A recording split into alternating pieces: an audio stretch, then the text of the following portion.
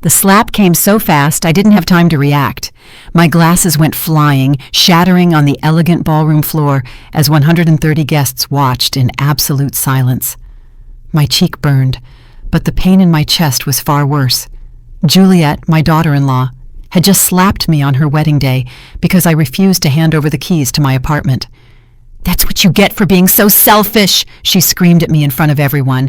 "A woman your age doesn't need so much space." The silence that followed was deafening. No one moved to help me as I crouched down, trembling, to pick up my broken glasses. Some guests looked away, uncomfortable. Others whispered among themselves, but no one, absolutely no one, dared to defend the poor, old mother-in-law who had just been publicly humiliated. My son Ethan stood motionless, his gaze fixed on the floor as if I were invisible. "You're not welcome here anymore," Juliet continued, smoothing her pristine wedding gown. "Ethan and I need our privacy to start our new life. Your apartment would be perfect for us while we shop for something better." Her words were pure venom. For months I had endured her condescending comments about my worn-out clothes, my old car, my simple life. But this had crossed a line that should never have been touched. I rose slowly, feeling all eyes on me like sharp daggers. Tears streamed down my face, but inside, something had changed forever. That slap wasn't just a physical blow, it was the final straw. For years I had kept a low profile, living with humility and discretion. I had secrets no one, not even my own son, knew. Memories of the last few months began to bombard my mind as I slowly walked toward the exit. I remembered when Juliet first came to my apartment 2 years ago. Her face fell when she saw my modest home, my old furniture, my small kitchen. "Seriously? This is where Ethan's mom lives?" she had asked him, her voice just loud enough for me to hear. From that moment on, every visit had been a silent torture. "Aurora, you should move to a smaller place," she had told me 3 months ago during a family dinner. "At your age, you can't maintain such a big apartment. Besides, Ethan and I are thinking of having kids soon. We'll need more space." Her fake smile didn't fool anyone, except my son, who seemed to lose his personality whenever she spoke, acting like a puppet on a string. The humiliations had escalated gradually. First, it was the comments about my clothes. "Aurora, don't you have anything more modern to wear?" Then it was about my car. "That car is so old. It's dangerous for you to drive that." Next, it was my part-time job at the local flower shop. "I don't understand why a woman your age is still working instead of relaxing." Each phrase was a small, poisoned dagger stabbing at my self-esteem. My name is Aurora Hughes. I am 68 years old, and all my life, I have been a woman who prefers discretion over ostentation. I work at a small flower shop 3 days a week. I drive a 10-year-old car. I buy my clothes at discount stores. To the outside world, especially to Juliet, I am just a middle-class widow living on a fixed income. But that's exactly the image I have carefully cultivated for decades. What none of those people looking at me with pity knew was that my life had been completely different before my husband passed. My husband, Robert, had not been the office worker everyone believed. We had made a conscious decision to live modestly, to keep our true wealth a secret, to protect our family's privacy in a way that I now understood had been prophetic. As I walked out of the ballroom, the guests' conversations followed me like a toxic cloud. "Poor thing, she looks so fragile," whispered Juliet's aunt. "The bride is right. That woman can't take care of herself anymore," added Ethan's cousin. "She should be in a retirement home, not living alone," another guest commented with false compassion. Each word was like acid pouring on open wounds. The cool temperature of the ballroom's air conditioning contrasted sharply with the suffocating heat in my chest. My hands trembled as I fumbled for my cell phone in my worn black purse, a purse I had used for 5 years, not because I couldn't afford a new one, but because I had learned to value practicality over appearances, something my daughter-in-law would clearly never understand. I dialed a number I knew by heart, a number I hadn't used in over a year because I had naively hoped it would never be necessary. "Carlos, it's Aurora. I need you to come to the Royal Oaks Ballroom immediately," Yes, right now. Bring the documents you know about. It's time for them to know the truth. My voice trembled, but there was a firmness in it I hadn't felt in a long time. Are you sure, Mrs. Hughes? Carlos asked with his professional but concerned voice. Once we do this, there's no turning back. I glanced back at the ballroom one last time, where I could see Juliet laughing with her friends, likely telling them how she had put her useless mother-in-law in her place. Ethan was by her side, smiling weakly, showing not a single ounce of remorse for what he had just witnessed. Completely sure, I replied. 30 minutes, Carlos, no more. I hung up the phone and walked toward my car with determined steps. For the first time in years, I was going to drop the mask I had used to protect my family. For the first time, they were going to meet the real Aurora Hughes. And when that happened, when reality hit their perfect fake worlds, they would understand the true meaning of the word regret. The parking lot was quiet, lit by streetlights that cast long shadows between the cars. I sat in my old sedan and waited. 30 minutes for their lives to change forever. 30 minutes for them to discover they had made the biggest mistake of their lives by humiliating the woman who had secretly been taking care of them more than they could ever imagine. While I waited in my car, memories of how I had reached this moment began to flood my mind like an unstoppable avalanche. It had all started exactly 2.5 years ago, when Ethan came to my apartment with that nervous smile I knew so well from when he was a boy. "Mom, I want you to meet someone very special," he had told me. And there she was, Juliet, with her perfectly styled hair, her designer clothes, and that smile that didn't reach her eyes. From the very first moment, I knew something wasn't right. The way she looked at my apartment, evaluating every corner with thinly veiled disdain, told me everything I needed to know about her intentions. "How cozy," she had murmured as she looked at my second-hand furniture and my sun-faded curtains. Her tone suggested the opposite. Ethan, completely blinded by what he believed was love, didn't notice the condescension in her voice. That first dinner had been a silent disaster. Juliet barely touched the food I had lovingly prepared, claiming she was watching her figure. When I asked her about her family, she gave evasive answers, but not before asking me about my financial situation with a curiosity that I found alarming. "And how do you manage on a widow's pension, Aurora? It must be hard to get by on so little money," she had said with fake concern. What Juliet didn't know was that I had been observing her as much as she had been observing me. Over the next few months, I began to notice patterns that put me on high alert. Every time they visited my apartment, she would make comments about how outdated everything was, about how I deserved something better in my golden years. But her eyes always lingered on the details that really mattered. The prime location of the building, the panoramic view from my balcony, the size of the rooms. One day, while Ethan was in the bathroom, I heard her speaking softly on the phone in my kitchen. "Yes, Mom. His mom's apartment is in a super expensive area. If I can get her to move to a smaller place, we could stay here until we have our own place. She's so naive, she'll probably even thank us for helping her with the transition." Her words cut through me like a knife, but I maintained my composure when she returned to the living room, feigning innocence. From that moment on, every interaction with Juliet became a carefully orchestrated performance on both our parts. She played the concerned daughter-in-law, worried about her mother-in-law's well-being, while I pretended to be the vulnerable old woman who needed guidance. But inside, I was gathering information, observing her moves, understanding her true motivations. It was like a game of chess where we both thought we were winning. The following months brought a gradual escalation in her attempts at manipulation. First, there were the subtle suggestions.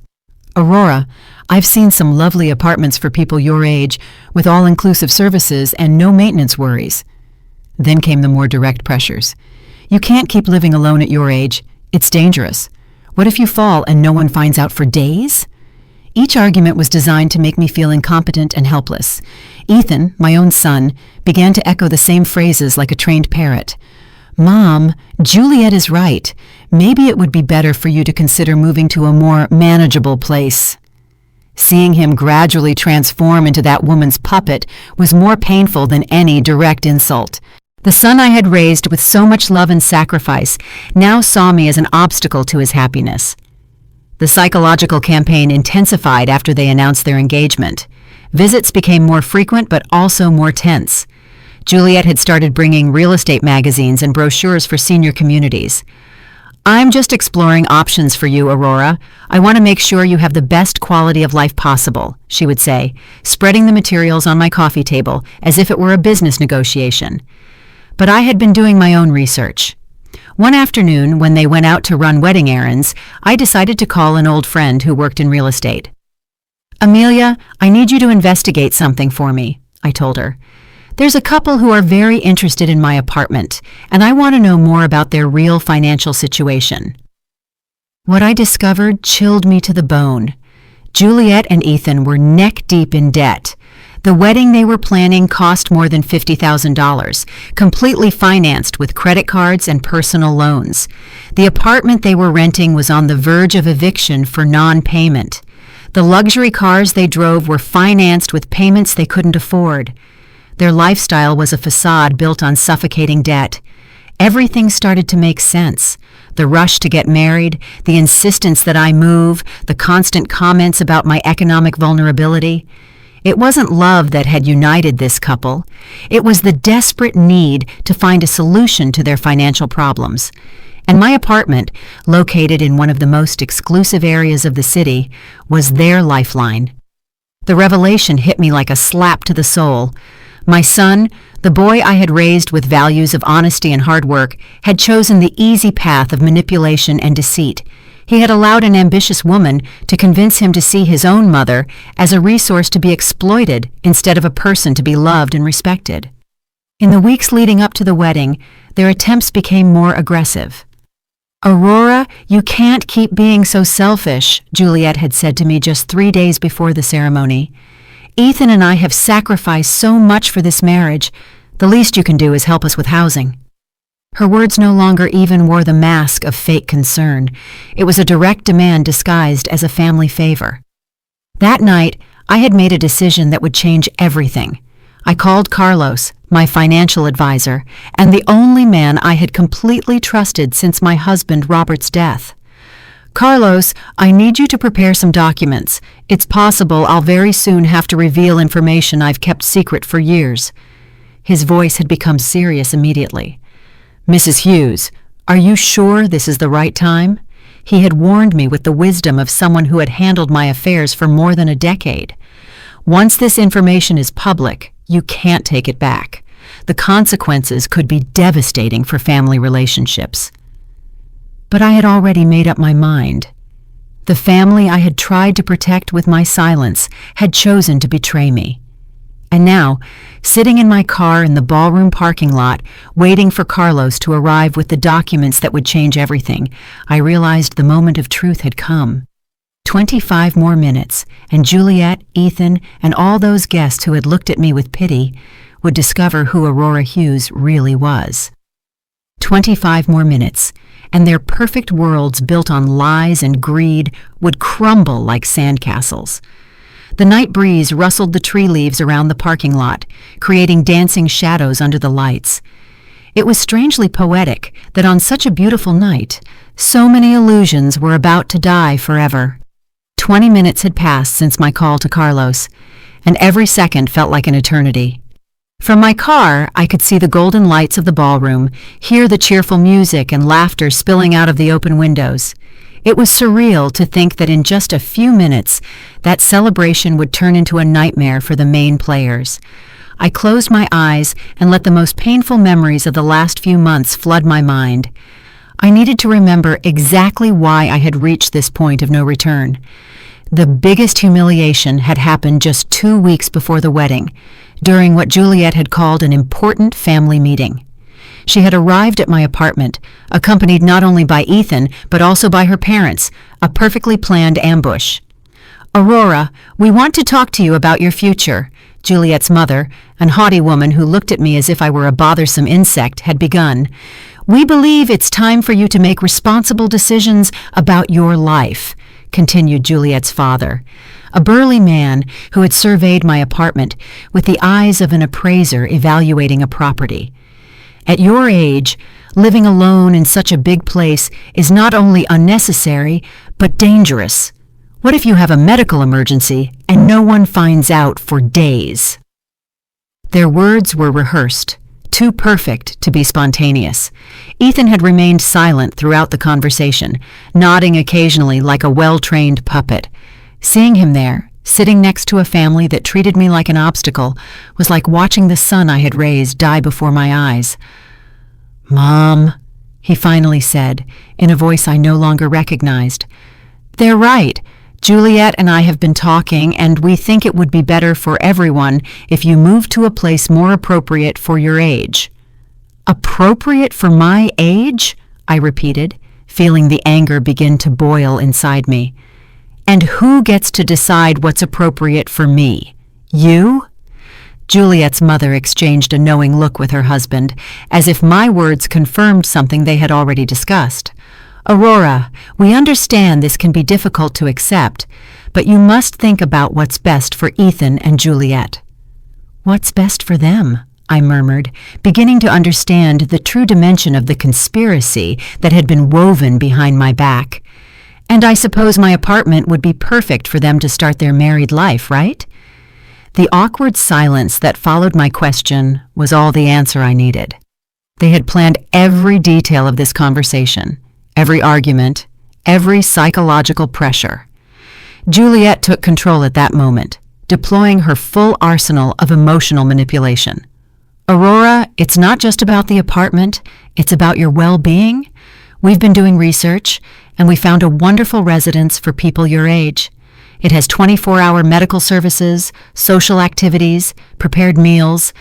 You could make friends with people who understand what you're going through." Her fake smile made me nauseous. "What I'm going through?" I asked, feigning confusion. "And what exactly do you think I'm going through, Juliet?" She looked at Ethan for support before answering. "Well, loneliness, financial uncertainty, the fear of not being able to take care of yourself. It's normal at your age, Aurora. You don't have to be ashamed of needing help." The audacity of this 28-year-old woman telling me what was normal at my age left me speechless for a moment. But then I saw something in her eyes that chilled me. The absolute certainty that she had a right to my life, my home, my decisions. To her, I was no longer a person with autonomy, but an obstacle to be removed with as little resistance as possible. "We've run the numbers," Juliet's father continued, pulling out a folder they had clearly prepared in advance. "The cost of the residence would be approximately $2,500 a month. With the sale of your apartment, you'd have enough money to cover it for many years, and there would still be some left over to help Ethan and Juliet with their initial marriage expenses." There it was, the naked, raw truth. It wasn't about my well-being or my safety, it was about money. It was about converting my home into cash to finance their unsustainable lifestyle. "And if I refuse?" I asked, although I already knew the answer. "Aurora," Ethan said, his voice sounding rehearsed. "We hope it won't be necessary to take more drastic measures, but if your mental health deteriorates to the point that you can't make rational decisions—" The implicit threat was crystal clear. If I didn't cooperate voluntarily, they would seek legal ways to declare me incompetent. They had done their research, they had planned, they had prepared the ground to take everything I owned by force if necessary. The son I had raised with so much love was sitting right there, allowing strangers to threaten his own mother.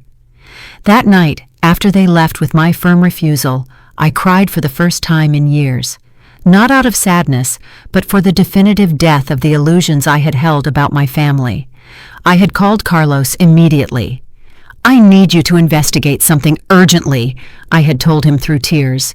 "I want to know exactly what the real financial situation is for my son and his fiancée. Everything. Debts, income, liabilities, everything." The results of that investigation had been devastating. Ethan earned $45,000 annually as a sales manager, but had debts of more than $80,000 on credit cards. Juliet worked part-time as an image consultant, making maybe $4,000 a year, but spent as if she had an executive salary. Together, they owed more than $120,000, not counting the loans they had taken out for the wedding. The apartment they rented for $2,000 a month was 3 months behind on payments. The cars they drove were financed with payments that took up 60% of their combined income. Their main credit card was maxed out, and they had started using cash advances to pay other debts. They were in a financial freefall, and my apartment represented their only hope of salvation. But there was something else in Carlos's report that had completely broken my heart. For the past 6 months, Ethan had been regularly calling banks and insurance companies, asking about loans against his elderly mother's property. He had been asking about legal procedures to obtain financial power of attorney over senior citizens. My own son had been planning my systematic dispossession for months. The most painful information had come at the end of the report. According to a private investigator Carlos had hired, Juliet had been telling her friends that she had sacrificed herself by getting engaged to an older, less attractive man because his mother had valuable properties and no competitive heirs. To her, marrying Ethan wasn't love. It was a strategic investment in my estate. That revelation had been the final straw. For weeks, I had considered simply revealing my true financial situation to them, thinking that maybe the shock would make them reconsider their behavior. But after reading that report, I understood that it wasn't about money or desperation.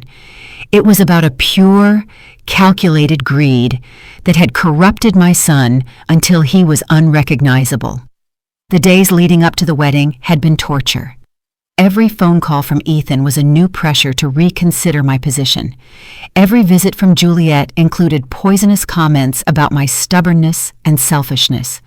They had started to treat me as if I were already a senile old woman whose opinions didn't matter. The night before the wedding, Ethan had made his last attempt. "Mom, tomorrow is the most important day of my life. Please don't ruin it by being difficult. Juliet just wants what's best for all of us." His words had been the final confirmation that I had lost my son forever. The man who was getting married the next day was no longer the boy I had raised with so much love and sacrifice. And now, sitting in my car waiting for Carlos, I realized that everything had led to this inevitable moment. It wasn't about revenge or cruelty, it was about justice. It was about showing them the consequences of their actions. It was about teaching them that some lines should never have been crossed. 15 more minutes, and everything would change forever. My hands trembled as I dialed the number for Joseph, my neighbor from the apartment next door, a 70-year-old man who had been a silent witness to all the tense visits of the last few months. "Joseph, it's Aurora. I need to ask you for a very important favor," I said, my voice shaking. "Could you go to my apartment and bring me the brown folder from the second drawer of my desk? Yes, right now. It's urgent." Joseph had been like a brother to me since Robert passed away, and I knew I could trust him without him asking questions. While I waited, I remembered the conversation I had with Joseph just a week earlier. He had witnessed from his balcony when Juliet arrived with a real estate appraiser without notifying me. "Aurora, that girl brought a man with a briefcase who was measuring your apartment from the outside," he had told me with obvious concern in his voice. "When they saw me, they left quickly. I don't like what's happening at all." Joseph had been the first to notice the subtle changes in Ethan's behavior over the last few months. "Your son doesn't greet me like he used to," he had observed.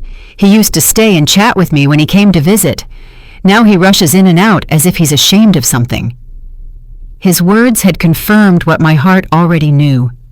I had lost my son long before the slap that night. The folder I had asked Joseph for contained documents no one in my family had ever seen. Bank certificates, property titles, investment records that Robert and I had kept secret for decades. Documents that proved the poor widow living on a modest pension was actually a woman with enough resources to change lives with a single decision. 10 minutes later, Joseph appeared in the parking lot with the folder in his hands. "Aurora, what's going on? You look very upset," he asked as he handed me the documents. "It has to do with Ethan's wedding." I explained briefly what had happened in the ballroom. and I saw his face harden with every detail. "That woman is a viper," he muttered. "I always knew it." "Joseph, in a few minutes, a man named Carlos will arrive. When you see him, tell him I'm waiting for him here," I asked. "And Joseph, after tonight, many things are going to change. I want you to know you have always been like family to me." His eyes filled with tears as he nodded. "You're family to me too, Aurora. Do what you have to do." As Joseph returned to the building, I opened the folder and began to review documents I hadn't looked at in months. The first was a bank statement showing a balance of $5,400,000 in an investment account. The second was the property title for a downtown office building that generated monthly rent of $50,000. The third was the deed to a beach house I had bought as an investment 10 years ago. Robert had been a genius at investments, starting with a small import business and turning it into a silent empire. Together, we had made the decision to live modestly to protect our privacy and our family's security. "Visible wealth attracts problems," Robert used to say. "Invisible wealth gives you power." I never imagined I would have to use that power against my own son. Each document in that folder represented years of hard work and smart decisions. The flower shop where I worked 3 days a week wasn't because I needed the money, but because I liked to stay active and connected to the community. The old car I drove wasn't due to economic limitations, but because I had learned that unnecessary ostentation only brings problems. My apartment, the one Juliet so coveted, was actually the least valuable property in my portfolio. I had bought it not for its economic value, but for the memories it held. It was where Robert and I had spent our last years together, where we had planned our future, where he had passed away in my arms after a brave battle with cancer. But there was something else in that folder that would change everything for Ethan and Juliet. For the last 3 years, since my son had started having financial problems, I had been secretly paying many of his debts. The credit card payments he thought came from a work bonus were actually coming out of my account. The special discount on his rent that he had negotiated with his landlord was money I transferred monthly. Without Ethan knowing, I had been subsidizing his irresponsible lifestyle for years. The luxurious apartment he lived in, the car he drove, even some of the expenses for the wedding that was taking place at that very moment had been made possible by my secret financial support. I had thought I was helping my son through a difficult time, not realizing I was financing his transformation into a person I didn't recognize. The bank records showed monthly transfers totaling $4,500 that had kept the sinking ship of Ethan's financial life afloat. Money he thought came from work bonuses or tax refunds, when in reality it was his mother desperately trying to protect him from the consequences of his irresponsible decisions. The irony was devastating. While Juliet was humiliating me for being an economic burden on their future marriage, I was literally the only reason they could afford that marriage. While they were planning to strip me of my apartment to solve their financial problems, I had been solving those problems in secret for years. I closed the folder and looked toward the ballroom once more. The lights were still shining, the music was still playing, the guests were still celebrating, but in less than 5 minutes, Carlos would arrive with the final documents I needed. In less than 5 minutes, the process of cutting all the financial threads I had used to protect a son who had chosen to betray me would begin. This is not revenge, I reminded myself. This is justice. This is about teaching them that actions have consequences, that greed has a price, that family is not something you can sell for economic convenience. I had tried to protect Ethan from reality for too long, and that protection had corrupted him until he was unrecognizable. Headlights of a car approached the parking lot, illuminating the night with a white light that momentarily blinded me. It was Carlos, punctual as always, arriving with the documents that would change everything forever. I got out of my car and walked toward him, feeling how each step took me further away from the Aurora I had been and closer to the woman I needed to become. "Mrs. Hughes," Carlos said as he got out of his car, a legal brief under his arm. "Are you completely sure about this? Once we go in there, there will be no way to undo what is about to happen." I looked toward the ballroom one last time, where my son and his new wife were probably still celebrating their victory over the useless old woman they had just humiliated. I have never been more sure of something in my life, Carlos. It's time for them to meet the real Aurora Hughes. Carlos opened his folder under the parking lot light and began to show me the documents he had prepared with his characteristic efficiency. Mrs. Hughes, here is the order for the immediate suspension of all bank transfers you have been making in Ethan Hughes's name, he said, pointing to the first paper. Also, here is the notice of cancellation of the lease agreement that you had confidentially guaranteed. The landlord will receive this document tomorrow morning. I took the papers with trembling but determined hands. Each document represented a thread that I had carefully woven for years to protect my son, and now I was cutting those threads one by one. "And the payment for the ballroom?" I asked, although I already knew the answer.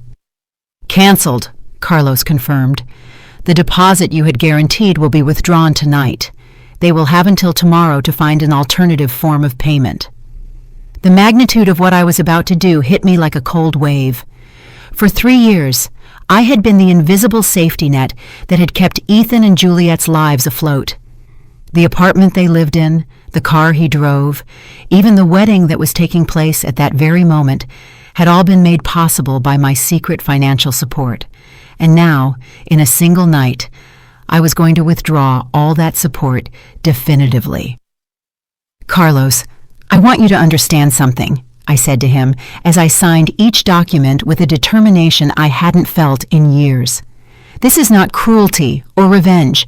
This is the only way for them to learn the real value of things. For too long, I protected them from the consequences of their actions, and that protection corrupted them into people I don't recognize." "I understand perfectly, Mrs. Hughes," Carlos replied with genuine respect in his voice. "In my 30 years as a financial advisor, I have seen many families destroyed by greed and ingratitude. What you are doing requires more courage than most people possess." His words gave me the final strength I needed to take the last step. We walked together toward the ballroom entrance, and with each step, I could feel my heart beating faster. It wasn't nervousness I felt. It was a strange mix of sadness for what I had lost and anticipation for what I was about to regain. My dignity, my self-respect, my right to be treated as a human being instead of as a resource to be exploited. The music stopped abruptly when we entered the ballroom. 130 pairs of eyes turned toward us, and I could see the confusion on the guests' faces. Some recognized Carlos immediately. After all, he had handled the financial affairs of several prominent families in the city for decades. His presence at social events usually meant that something important was about to happen. Juliet was the first to react. "What are you doing here, Aurora?" she shouted at me from the center of the dance floor, where she had been posing for photos with Ethan. "You already left once. Wasn't that enough drama for one night?" Her voice carried that arrogance I had come to know so well, but I could detect a note of nervousness that hadn't been there before. "Ladies and gentlemen," Carlos said in a clear professional voice, "I apologize for interrupting this celebration, but I have urgent legal matters to discuss with Mr. Ethan Hughes and Mrs. Juliet Dawson." The silence that followed was so deep you could hear the hum of the air conditioning. Some guests began to pull out their cell phones, sensing they were about to witness something extraordinary. Ethan slowly approached, his face pale and his eyes full of confusion. "What's going on here, Mom?" he asked me, in a voice that no longer sounded as confident as it had when he had humiliated me just minutes before. "Who is this man, and why is he talking about legal matters?" I could see his hands trembling slightly as he adjusted his tie, a nervous gesture he had had since childhood. "Ethan," I said in a voice firmer than it had sounded in months, "this is Carlos Jones, my financial and legal advisor. He has come to deliver some documents that I think you will find very enlightening." Carlos opened his folder and took out the first document. Mr. Ethan Hughes, you are hereby notified that the financial guarantee your mother had provided for your lease agreement has been immediately canceled. Your landlord will be notified tomorrow morning, and you will have 30 days to find a new guarantor or vacate the property. All the color drained from Ethan's face. Financial guarantee, he murmured, looking at me with eyes that were beginning to fill with comprehension and horror. Mom? What is he talking about? But I could see from his expression that a part of him already knew. For years, he had suspected that his financial luck wasn't completely natural, but he had chosen not to ask questions because the answers might have been uncomfortable. Also, Carlos continued relentlessly, the monthly transfers of $4,500 that your mother had been making to your personal accounts have been permanently suspended. This includes payments for credit cards, car insurance, and various other expenses that you believed were being covered by other sources. Juliet let out a gasp that echoed throughout the ballroom. That's impossible, she exclaimed, running toward us, her wedding dress dragging on the floor. Ethan doesn't have a rich mother. Look how she lives. Look at her clothes, her car. She's an old woman living on a miserable pension. Her hysteria was evident, and several guests began to murmur among themselves with increasing fascination. Finally, Carlos said, taking the last document from his folder, the guaranteed payment for this celebration has also been canceled. The ballroom management will have the right to demand full payment before guests can leave tonight. His words fell on the ballroom like a bomb, and I could see some guests nervously begin to move toward the exits. The realization hit Ethan like a hammer. You, he muttered, looking at me with eyes that couldn't fully process what they were hearing. All this time, you've been paying for everything. His voice broke on the last word, and for a moment I saw the small boy he had once been, vulnerable and confused. For 3 years, Ethan, I confirmed, in a voice that sounded strangely calm after the emotional storm I had been living through. 3 years in which I thought I was helping you get through a difficult time. 3 years in which I believed you would eventually recover and become the man I raised. 3 years in which I hoped you would remember the values I taught you. Juliet began to pace in circles, clutching her head with increasing desperation. This can't be happening! This can't be real! She screamed, as the guests watched her with a mix of horror and morbid fascination. You're a poor old woman. You work at a flower shop. You drive a 10-year-old car. You can't have money. Appearances are deceiving, Juliet, I said finally, feeling decades of careful performance come to an end. For years, I chose to live simply because my husband and I believed that visible wealth attracts problems. It turns out we were right. It's just that the problems came from where we least expected them. The music had stopped completely, and the only sound in the ballroom was the agitated breathing of the newlyweds and the growing murmurs of the guests, who were beginning to understand that they were witnessing something completely unexpected. Some were already recording with their phones, instinctively knowing that this story would become urban legend. Mom, Ethan said, his voice broken. Please, there has to be some way to fix this. The wedding, the guests, everything. But I could see in his eyes that he was finally beginning to understand the magnitude of what he had lost. Not just money or financial support. He had lost his mother, the woman who had loved him unconditionally for 35 years. The only way to fix this, Ethan, I replied, was not to break it in the first place. The silence in the ballroom became deafening. 130 guests held their breath as they processed what they had just heard. Juliet stood motionless for the first time all night, her eyes darting between Carlos, the documents, and my face, as if trying to find a crack in the reality that was collapsing around her. Ethan just stared at me with an expression I will never forget, a mixture of shock, belated comprehension, and absolute horror. Mrs. Hughes, Carlos said in a voice loud enough for everyone to hear. Would you like me to proceed with reading the full financial details? His question hung in the air like a sword over the newlyweds' heads. I could see several guests moving closer, fascinated by the drama unfolding before their eyes. "Please, Carlos," I replied, with a serenity I didn't know I possessed. "I think everyone deserves to know the full truth." Juliet tried to interrupt with a desperate shriek, but Carlos raised a hand and continued with the precision of a surgeon performing a delicate operation. "Over the last 36 months, Carlos began, consulting his documents, Mrs. Aurora Hughes has transferred a total of $162,000 to cover the living expenses of her son, Ethan Hughes, and his fiancée.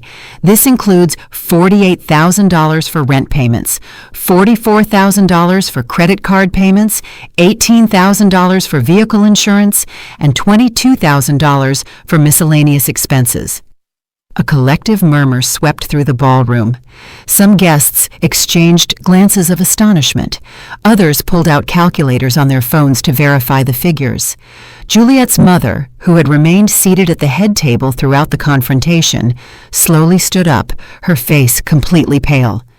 "Furthermore," Carlos continued relentlessly, "Mrs. Hughes personally guaranteed the total cost of this celebration, including the ballroom, food, music, flowers, and photography, for an amount of $53,000, money which, as I mentioned earlier, is no longer available to cover these expenses."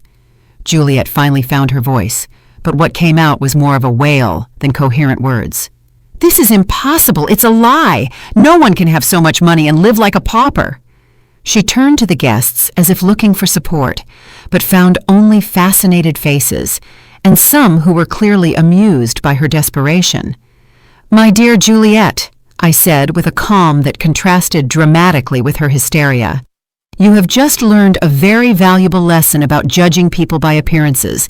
For years, I chose to live simply because my husband Robert and I valued privacy above ostentation. It turned out to be a very wise decision." Ethan finally reacted, approaching me with hesitant steps. "Mom, please, there has to be an explanation. There has to be a way to resolve this. You can't destroy my life like this." His voice broke on the last word, and for a moment I felt a pang of maternal pain that almost made me waver. "Destroy your life?" I repeated, feeling the anger begin to boil inside me again. "I'm destroying your life? Wasn't it your wife who slapped me in front of 130 people? Wasn't it you who stood by without saying a word while I was being humiliated? Wasn't it you who planned to strip me of my home?" The truth of my words resonated in the ballroom like church bells. Several guests nodded, clearly remembering the scene that had started all this drama. Some even had videos on their phones of the slap Juliet had given me, digital evidence of the cruelty that had triggered this revelation. "But that was different," Ethan muttered, though his voice lacked conviction. "We didn't know. We didn't understand. We thought you really needed help." His excuses sounded pathetic even to himself, and I could see some guests exchanging looks of contempt. "You didn't know?" I asked, my voice rising for the first time all night. "You didn't know you were planning a family ambush to pressure me into selling my home. You didn't know you had brought a real estate appraiser without my knowledge. You didn't know you had been investigating legal ways to declare me incompetent if I didn't cooperate?" With each question, Ethan's posture shrank. Carlos took advantage of the moment to pull another document from his folder. "Mr. Hughes, I must also inform you that your mother has decided to amend her will. All assets that were previously designated for you to inherit have been redirected to charities dedicated to protecting seniors from family abuse." The impact of this declaration was like a silent explosion. Juliet staggered backward as if she had been physically hit. "You can't do that!" she shrieked, her mask of composure finally falling completely. "We're your family. Ethan is your only son. You can't disinherit him over a stupid fight." "A stupid fight," I repeated, letting the words hang in the tension-filled air. "Is that how you describe a family conspiracy to strip an old woman of her home? Is that how you justify slapping your husband's mother on her own wedding day?" My voice had turned icy, and I could see some guests flinch. Juliet's father, who had remained silent throughout the confrontation, finally approached with an expression of poorly disguised panic. "Mrs. Hughes, I think we're all a little upset by the emotions of the day. Maybe we could discuss this in private when things have calmed down a bit." His tone was that of a man who had just realized he had bet on the wrong horse. There's nothing to discuss in private, I replied firmly.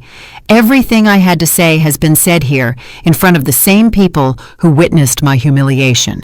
You chose to make this public, so my response will be public. The guests' heads moved between us as if watching a tennis match, absorbed in every exchange. Carlos closed his folder with a dry snap that echoed throughout the ballroom. Mrs. Hughes, all documents have been delivered and explained. The legal effects will begin immediately. He turned to Ethan and Juliet with a professional expression, but not without a certain satisfaction. I suggest you contact your own legal and financial advisors as soon as possible. Juliet finally collapsed. She literally dropped into a nearby chair and began to cry with uncontrolled sobs that echoed through the ballroom. Everything is ruined, she murmured through her tears. Everything we planned, everything we worked for, it's all destroyed. Her wedding dress, once immaculate, was now wrinkled and stained with tears. No, I said, approaching her for the first time since the slap. What's destroyed are the lies, the greed, and the lack of respect. What's destroyed is the illusion that you can treat people like objects and expect there to be no consequences. I stopped in front of her, forcing her to look up. This is what happens when you mistake kindness for weakness. Ethan went to his wife and placed a trembling hand on her shoulder. Juliet, we have to find a way to fix this. There has to be something we can do. But even as he spoke, I could see in his eyes that he knew it was too late. Some bridges, once burned, cannot be rebuilt. There is a way to fix this, Ethan, I said, looking him directly in the eyes for the first time in months without feeling pain. You can learn from this. You can grow from this. You can become the people I hoped you would be before greed corrupted you. My voice softened slightly, because despite everything, he was still my son. But that growth will have to happen without my financial help, without my apartment, and without my inheritance. You will have to do it the hard way, like everyone else does. The ballroom remained in absolute silence, every person present knowing that they were witnessing the definitive end of a family relationship. Carlos and I headed toward the exit, leaving behind a ballroom full of shocked guests and a newlywed couple whose perfect world had collapsed in less than 30 minutes. As Carlos and I walked toward the exit, the silence behind us was interrupted by a voice I didn't expect to hear. "Wait, Aurora!" It was Lucy, Ethan's younger sister, who had been sitting at a table in the back throughout the confrontation. She ran toward us with tears in her eyes and an expression of absolute horror on her face. "Aunt Aurora," Lucy said in a trembling voice, "I didn't know anything about this. I swear Ethan never told me what they were planning with you." Lucy had always been my favorite niece, a 29-year-old who worked as a teacher and had maintained a close relationship with me even after Ethan had distanced himself. If I had known what they were going to do to you, I would have tried to stop them. I stopped and looked at her, seeing in her eyes the same honesty I had known since she was a little girl. "I know, Lucy," I said softly, placing a hand on her cheek. "You have always been different. You've never seen people as opportunities or resources to be exploited." Her tears fell harder as she nodded, clearly devastated by her brother's actions. "But why did you never tell us about the money?" Lucy asked with genuine confusion. "Why did you keep all this a secret for so many years?" It was a question that deserved an honest answer, especially coming from someone who had always treated me with respect and genuine love. "Because your Uncle Robert and I learned a long time ago that money changes people," I explained, as some guests discreetly moved closer to listen. "We have seen families destroyed by inheritances, friendships ended by loans, and children who see their parents as walking pensions. We decided to live simply to protect the relationships that really mattered." Lucy nodded slowly, beginning to understand the wisdom behind my decisions.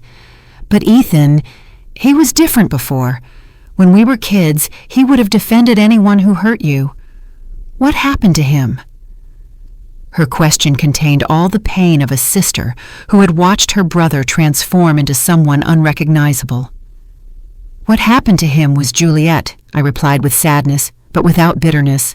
What happened to him was greed disguised as love, ambition without values, and me in my effort to protect him, depriving him of the chance to learn important lessons about responsibility and consequences. My answer resonated through the ballroom, where the guests were still engrossed in every word. Carlos had respectfully stayed to the side during this exchange, but now he approached and murmured something in my ear. "Mrs. Hughes, the ballroom manager is approaching. It seems he's already found out about the cancellation of the guaranteed payment." Indeed, I could see a burly man in a suit walking toward us with several papers in his hands and a very serious expression. "Mrs. Hughes," the manager said in a tense voice, "I just received a payment cancellation notice that is highly irregular. The contract for this celebration is guaranteed until tomorrow morning. Can you explain what's happening here?" His presence added a new layer of immediate reality to the crisis I had just triggered. "Mr. Martinez," I replied, remembering his name from the conversations we had when I secretly arranged the wedding payment. "The financial guarantee I provided for this celebration has been revoked due to extraordinary circumstances that have come to light tonight." I gestured toward Ethan and Juliet, who remained in the center of the ballroom like statues of despair. "I understand," Martinez said, looking at the scene with the experience of someone who had handled social events for decades.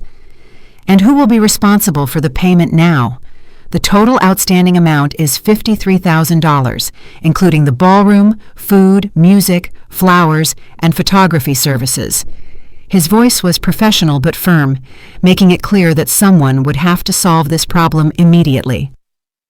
Ethan finally reacted, approaching us with hesitant steps. "Mr. Martinez, there must be some misunderstanding. My mom, she can't just cancel the payment like that. We're family. This can be resolved." His voice carried a desperation I had never heard before, the desperation of a man who finally understood the magnitude of his situation.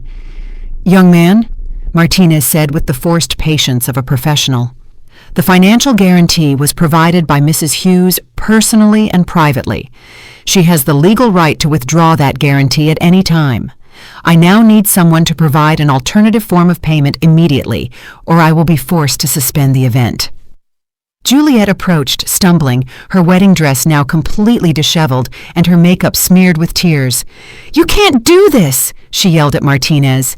"It's our wedding day! You can't ruin our wedding day over money problems!"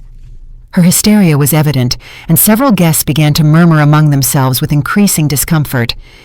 "Ma'am," Martinez replied with growing firmness, "I am not ruining anything. I am simply following the contractual terms that you signed. If you cannot provide an alternative payment immediately, I will have to ask all guests to leave and suspend all services." His ultimatum fell on the ballroom like a final sentence. The reality of the situation began to penetrate the minds of the guests. Some had already started to grab their bags and discreetly head for the exits. Others remained fascinated by the drama that continued to unfold, like spectators of a traffic accident they couldn't look away from. "Mom," Ethan said, approaching me with tears in his eyes for the first time since he was a child, "please, I know what we did was wrong. I know we hurt you. But there are 130 people here. There are photos. There are memories. You can't destroy all this over a fight." His voice broke on the last word, and for a moment I saw the little boy he had once been. "Ethan," I replied, with a calm that surprised me, "I am not destroying anything. You destroyed this when you chose greed over love, when you chose manipulation over honesty, when you chose to publicly humiliate me instead of treating me with the respect I deserve as your mother." Each word was like a dagger, but they were words that needed to be said. "But what are we going to do?" Juliet asked in a desperate voice, looking at the guests who continued to leave the ballroom. "How are we going to explain this? How are we going to pay for all of this?" Her panic was evident, and I could see she was finally starting to understand the real implications of her actions. "You're going to do what all responsible people do," I replied. "You're going to find ways to earn money honestly. You're going to learn to live within your means. You're going to discover what it means to work hard for the things you want, instead of expecting others to provide them for you." My voice had grown stronger, and I could feel decades of accumulated wisdom pouring out through my words.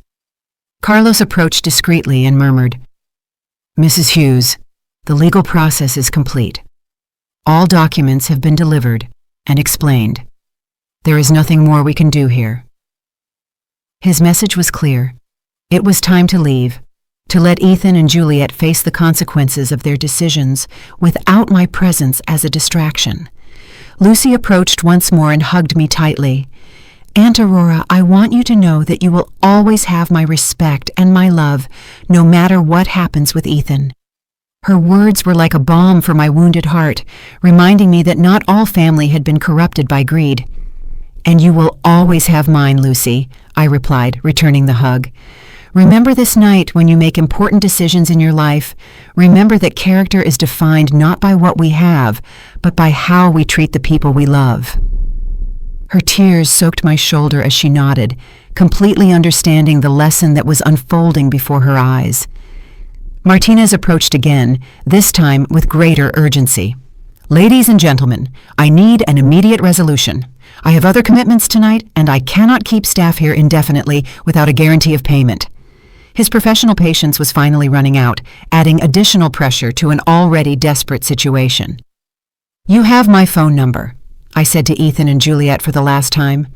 "When you are ready to have a real conversation about respect, values, and responsibility, when you have learned what it means to earn things for yourselves, when you can look me in the eye and offer me a genuine apology for what you did to me tonight, then we can talk. But for that," I added, looking at them directly, "first you will have to find a way to solve the mess you created here, all on your own." With those words, I turned and walked toward the exit with Carlos, leaving behind a ballroom full of chaos, despair, and the harsh reality of deserved consequences. 3 days after the wedding, my apartment had become a refuge of peace I hadn't experienced in years. Joseph had come over every morning with coffee and pastries from the local bakery, making sure I was okay after what he called the night Aurora reclaimed her dignity. His visits had been a balm for my soul, reminding me that I still had chosen family who valued me for who I truly was. The phone had rung incessantly for these 3 days. Ethan had called 37 times, leaving messages that evolved from initial anger to desperate pleading. Juliet had sent 14 text messages, each more hysterical than the last. Her parents had shown up at my door twice, demanding that I fix the mess I had caused, but I had held my ground with a calmness that surprised even myself. Carlos arrived that morning with news that, while expected, was devastating in its full scope. "Mrs. Hughes," he had told me as we drank tea on my balcony, "I have received reports from all fronts. Ethan and Juliet were evicted from their apartment yesterday morning. The ballroom has initiated legal proceedings to recover the $53,000 owed. Their credit cards have been canceled for non-payment." "And where are they living now?" I had asked, although a part of me already knew the answer. "With Juliet's parents," Carlos replied. "Apparently, it's a 2-bedroom apartment where 3 people already live. The situation is tense, according to my sources." His expression suggested that tense was a very conservative description of reality. That afternoon, while I was watering my plants on the balcony, I saw a familiar car park in front of the building. It was Lucy, but this time she wasn't alone. With her was Amelia, my old friend from the real estate sector, and to my surprise, Joseph got out of the back seat. "Aurora!" Lucy yelled from the sidewalk. "We need to talk to you. There are things you need to know." When they arrived at my apartment, their faces wore a mixture of urgency and concern that immediately put me on alert. "Aunt Aurora," Lucy began, "I've been investigating some things since the wedding night, things I think you need to know before it's too late." She sat on my couch with a folder in her hands that looked as official as the one Carlos had carried to the ballroom. "Too late for what?" I asked, pouring her some tea while trying to stay calm. Amelia cleared her throat and spoke for the first time. "Aurora, for the last 3 days, I've been doing some digging into Ethan and Juliet's financial situation. What I found goes beyond what any of us imagined. They had been planning this for more than a year," Amelia continued, opening the folder to reveal documents that made me feel sick to my stomach. I found evidence that Juliet had been consulting with lawyers specializing in mental competency cases for seniors. They had a detailed plan to legally declare you incompetent and gain control over all your properties. Joseph, who had remained silent until then, leaned forward with a grave expression. Aurora, there's more. That night, after you left the ballroom, I overheard Juliet talking on the phone with someone. She was saying that the old woman had ruined everything, but they still had Plan B. His words sent a shiver down my spine. Plan B? I repeated, feeling my stomach clench with a mixture of fear and anger. Lucy took my hand and squeezed it gently. Aunt Aurora, they've been telling everyone you've gone senile, that the scene at the wedding was evidence that you've lost touch with reality. They're building a case for a judge to declare that you can't handle your own affairs. The magnitude of their betrayal expanded before me like an infected wound. It wasn't enough to have publicly humiliated me, to have planned to strip me of my home, to have conspired against me for months. Now they were trying to use my justified response to their cruelty as evidence of mental incompetence. It was a wickedness that surpassed anything I had imagined possible. But that's not all, Amelia added, her voice trembling. I've discovered that Juliet has been spreading rumors in the neighborhood about your erratic behavior. She has visited several of your neighbors, suggesting that they should report anything concerning they observe about you. The systematic nature of her defamation campaign left me breathless. Carlos, who had returned for our scheduled meeting, entered the apartment at that moment and found the atmosphere thick with tension. Mrs. Hughes, I see you've already found out about some of the recent maneuvers. His expression was more serious than I had ever seen it. I have some additional news that confirms what your friends have discovered. Ethan filed a preliminary petition yesterday, Carlos said, pulling documents from his own folder. He is requesting that a court evaluate your mental competency based on what he calls irrational behavior and erratic financial decisions. He has provided sworn statements from several witnesses who were present at the wedding. Sworn statements? I asked, feeling the anger begin to replace the shock. What kind of statements? Carlos consulted his papers before answering. Statements describing your unjustified emotional outburst against an innocent young couple. Statements characterizing your financial decisions as vengeful and destructive. Statements suggesting that you have lost the ability to make rational decisions. Lucy squeezed my hand tighter. Aunt Aurora, they've convinced several wedding guests to sign declarations. Most of them don't really understand what was going on that night. They just saw an old woman attacking newlyweds. Her voice contained all the frustration of someone who had seen the truth but felt powerless to make it prevail. But we have good news too, Joseph intervened with a smile that contrasted dramatically with the gravity of the situation. It turns out there are more people on your side than they imagine.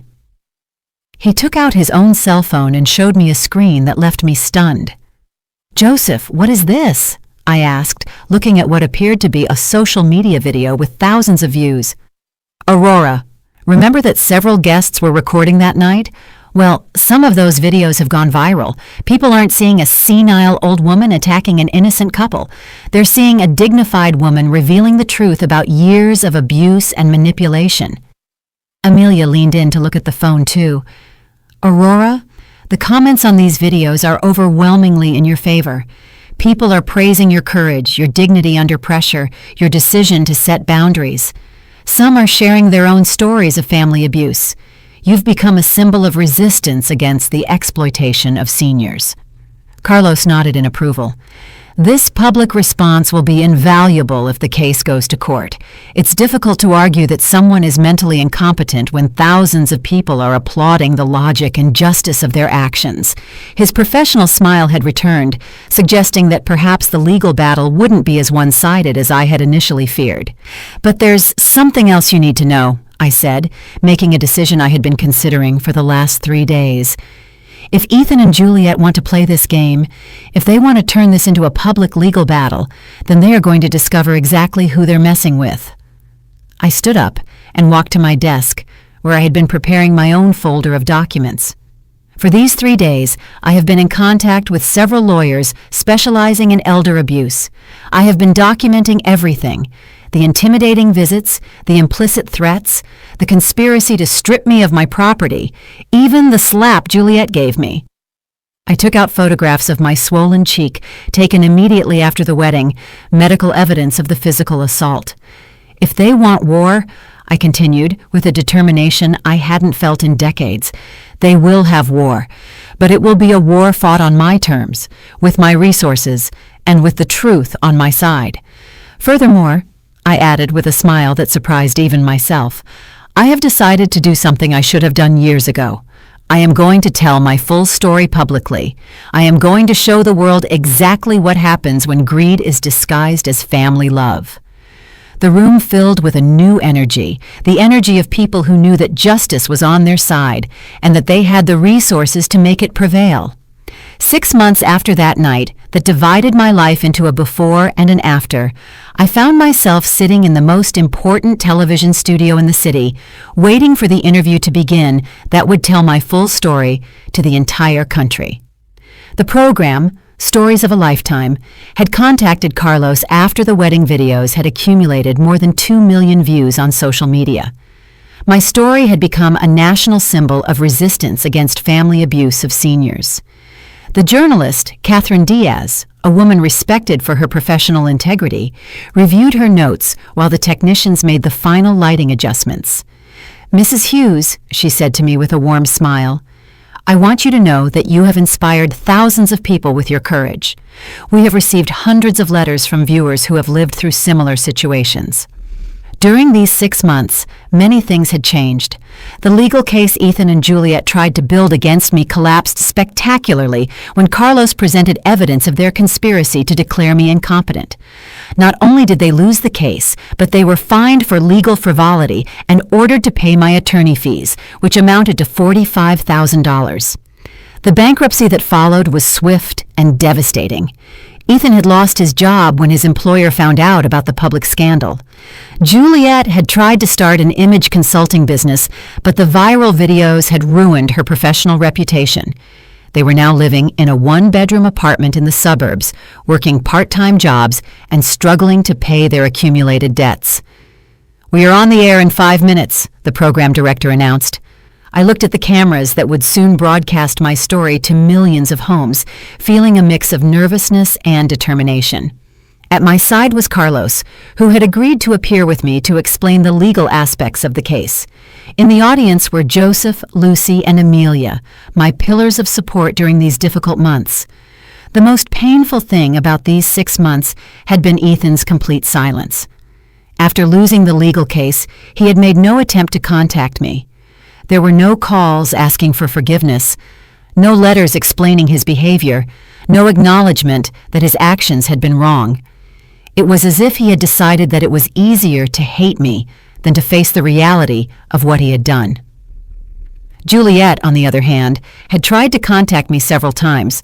Her messages had evolved from legal threats to desperate pleas for financial help. The last message, received just 2 weeks earlier, said, "Aurora, I know we made mistakes, but we're family. Ethan is sick with stress and I'm pregnant. Please, you can't let your grandchild grow up in poverty." The news of the pregnancy had been like a dagger to my heart. I was going to be a grandmother, but my grandchild would grow up in a home filled with resentment toward me. However, I had learned the most difficult lesson of my life. I couldn't save people who didn't want to be saved. Trying to do so only perpetuated their destructive behavior.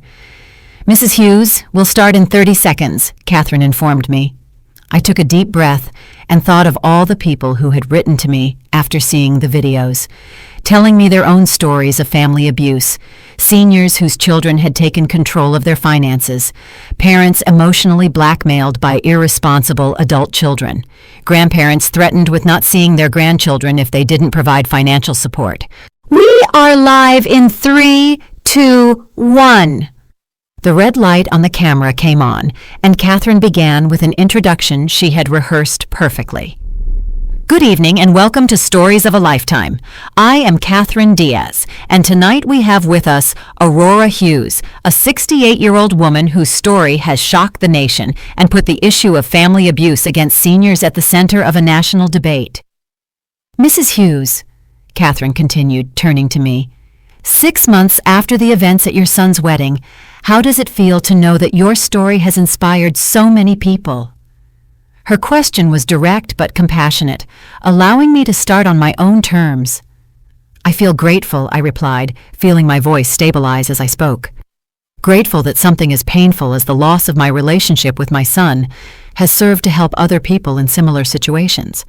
For months I felt lonely and confused, wondering if I was the one who was wrong.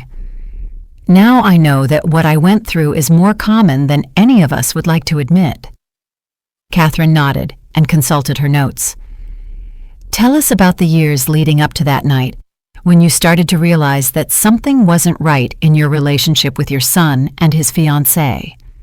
It was the question I had been waiting for, the opportunity to explain how emotional and financial abuse develops gradually, almost imperceptibly. It started with small things, I explained, remembering those early signs I had ignored out of love, comments about my age, suggestions that I could no longer take care of myself, subtle pressures for me to make decisions that truly benefited them. Family abuse rarely begins with blows or shouting. It begins with the slow erosion of your self-confidence, with making you question your own reality. Carlos leaned forward to add legal context. What Aurora describes is a classic pattern we see in elder abuse cases. The perpetrators, especially when they are family members, use psychological manipulation tactics before proceeding to more direct forms of coercion. It's insidious because it's disguised as loving concern. And the moment of the revelation? Catherine asked. When did you decide to expose the truth about your financial situation? It was the question I knew would come, the one that required me to explain the most difficult decision of my life. The slap, I replied simply. When Juliet slapped me in the middle of the ballroom in front of 130 people for refusing to hand over the keys to my apartment, I knew she had crossed a line I couldn't ignore. In that moment, I understood that it was no longer about protecting my family from the consequences of their actions. It was about protecting myself from continuing to be abused. The interview continued for 45 minutes, covering all aspects of my story.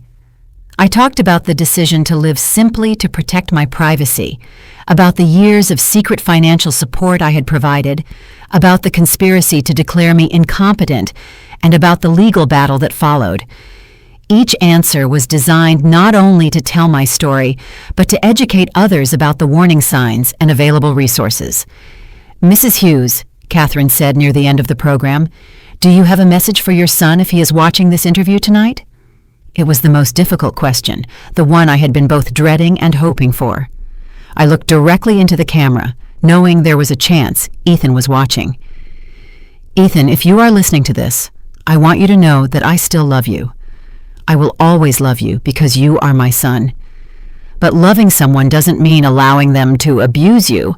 Loving someone doesn't mean sacrificing your dignity for their convenience. Loving someone doesn't mean becoming a victim of their greed. The doors to my heart will always be open for you, I continued, feeling tears begin to well up in my eyes. But only if you can walk through them as the honorable man I tried to raise you to be. Only if you can look me in the eye and accept full responsibility for your actions. Only if you can show that you have learned that family is built on love and respect, not on opportunism and manipulation. And for all the people watching this who recognize their own story in mine, I added, addressing the broader audience, I want you to know that you have the right to be treated with dignity, no matter your age. You have the right to make your own decisions about your money, your home, your life. You have the right to set boundaries with family members who treat you badly, and you have the right to seek help when those boundaries are violated. When the cameras turned off, the studio erupted in applause from the production crew. Catherine hugged me with tears in her eyes. Aurora, that was one of the most powerful interviews I have ever done. It's going to change lives. Carlos nodded proudly, knowing we had achieved something bigger than winning a legal case. That night, as I drove back to my apartment with Joseph, Lucy, and Amelia, I felt more at peace than I had been in years. I had told my story, I had defended my truth, and I had used my pain to help others. No matter what the future held with Ethan, I knew I had done the right thing. "Aurora," Lucy said from the back seat, "I am so proud of you. You have turned the worst experience of your life into something that will protect thousands of people." Her words resonated in my heart as we arrived home. The apartment that Juliet had once coveted now truly felt like a home again, not because I had won a legal battle, but because I had finally learned to value myself enough to demand the respect I deserved. I had discovered that sometimes the only way to save a relationship is to be willing to lose it. And as I prepared for bed that night, I knew I had set the most important example of my life, that it's never too late to stand up for yourself, that you are never too old to demand dignity, and that true love sometimes requires the most difficult decisions. My story had ended, but my life was just beginning again. 2 years have passed since that night that divided my life into a before and an after. As I write these lines, I am sitting on the same balcony where I used to water my plants and reflect on the silent humiliations I thought I had to endure out of a mother's love. How different the world looks when you finally find the courage to put a price on your dignity. The morning began, like all of them have for the last 18 months, with a call from Carmen, the coordinator of the Aurora Hughes Foundation for the Protection of Seniors. Yes, I decided to use my name for the charitable organization I founded with part of my redirected inheritance. "Aurora, we have 23 new cases this week," Carmen informed me, with that mixture of sadness and determination that characterizes those of us who work in this field. All similar patterns. Adult children pressuring older parents for property or money. Every case that comes across my desk is like looking into a mirror of the past. Yesterday, I reviewed the file of a 72-year-old woman whose daughter convinced her to sell her house for her own good, only to discover that the money financed a failed business and a vacation in Europe. The day before yesterday, it was a 69-year-old man whose twins emotionally blackmailed him. "If you don't lend us $50,000, you will never see your grandchildren again." The irony is not lost on me. I have turned my worst personal experience into my most meaningful life purpose. The foundation has helped more than 400 seniors regain control over their finances, their properties, and, most importantly, their self-esteem. We have specialized lawyers, social workers, psychologists, and a support system that I wish I had had when I felt so lonely and confused. Joseph is still my dearest neighbor, although he is now also my foundation's vice president. His 72 years are filled with a renewed energy since he started giving lectures on how to detect family manipulation.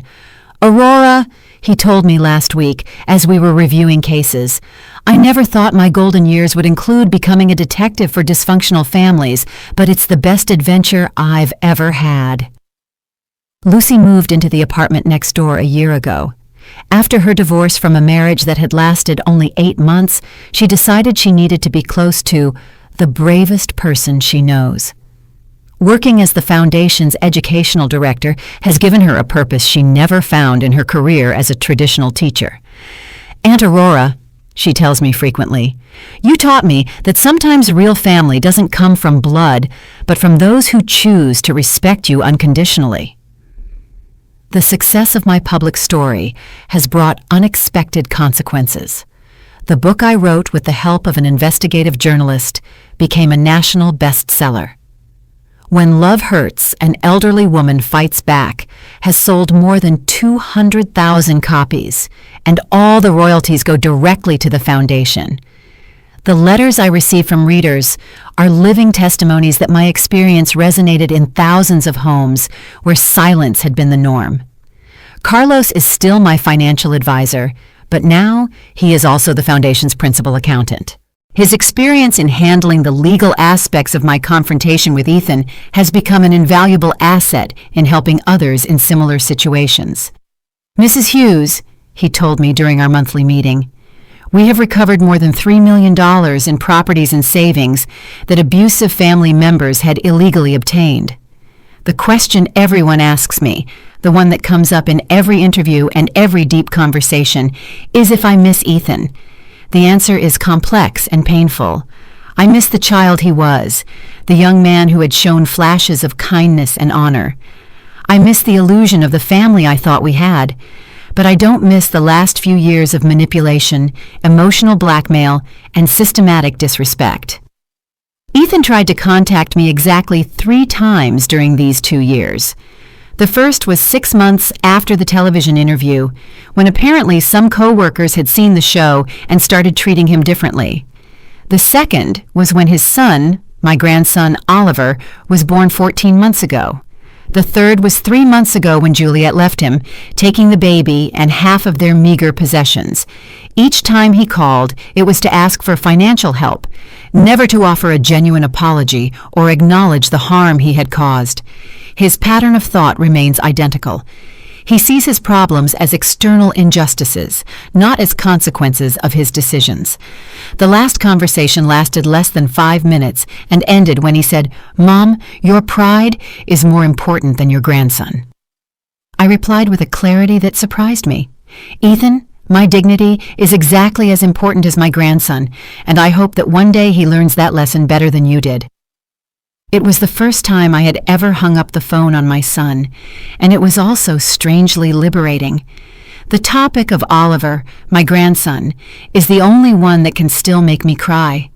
He is 14 months old and does not know me. When Juliet left, she took all the family photographs, including the few I had of him. I have created a trust fund for his college education, administered by Carlos, that will be available when he turns 18, regardless of the relationship we have by then. "Maybe," Amelia tells me during our weekly dinners, "when Oliver is older, he will seek his own answers about what happened in his family. Maybe he will find the courage to get to know his grandmother for himself." Amelia has become my closest confidant, especially since she also had to set difficult boundaries with toxic family members a decade ago. What surprises me most about these 2 years is how much my physical and mental health have improved. During the last few years with Ethan and Juliet, I had developed chronic insomnia, constant headaches, and an anxiety that kept me in a state of permanent alert. My doctor says my current tests show the stress levels of a woman 10 years younger. Aurora, Dr. Hernandez told me during my last checkup, "It's impressive how the body responds when we eliminate sources of toxic stress. Your blood pressure is perfect, your sleep is restorative, even your posture has improved." He's right. I walk more upright. My voice sounds firmer, and my hands no longer tremble when I make important decisions. The flower shop where I worked closed a year ago, but I found a new passion in the community garden I helped establish in the building. I teach other older residents about medicinal plants and organic growing techniques. It's an activity that connects me with the earth and with people who appreciate accumulated wisdom instead of seeing it as obsolescence. My current routine includes 3 days a week at the foundation offices, 2 days visiting the homes of seniors who need emotional support, and weekends dedicated to writing my second book. This one will focus on practical strategies for detecting and preventing family financial abuse based on the cases we have handled. The apartment that was once a source of greed is now a space of peace and creativity. I have converted Ethan's old room into an office where I receive people who need guidance. The walls are filled with thank you letters, photos of families we have helped reconcile in a healthy way, and diplomas from the universities where I have given lectures. One of the most rewarding experiences of this period has been becoming a mentor to other older women who are facing similar situations. Margaret, 74 years old, came to the foundation 6 months ago after her son sold her car without permission to pay off gambling debts. We worked together for 3 months, and last week she sent me a photo of her smiling in her new car, which she bought with her own savings after recovering the money legally. "Aurora," Margaret wrote to me in her letter, "you taught me that setting boundaries is not cruelty, it's survival. You taught me that self-love is not selfishness, it's a necessity. You taught me that it's never too late to stand up for yourself." Her words reminded me why all this pain was worth it. Reflecting on these 2 years, I understand that my story does not have the traditional happy ending where the whole family reconciles and we live happily ever after. But it has something better. It has authenticity, reclaimed dignity, and a purpose that transcends my personal pain. I have learned that sometimes the greatest demonstration of self-love is to walk away from those who insist on hurting you. If I could send a message to the past, to the Aurora who walked into that wedding ballroom 2 years ago, I would say to her, "Have courage. What is about to happen will be painful, but on the other side awaits a life more authentic than you ever imagined possible. Peace awaits you, the peace that comes from knowing you will never again allow anyone to treat you as if you are disposable."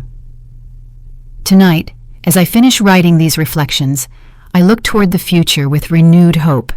Tomorrow, I have a meeting with senators to discuss new legislation to better protect seniors from family abuse.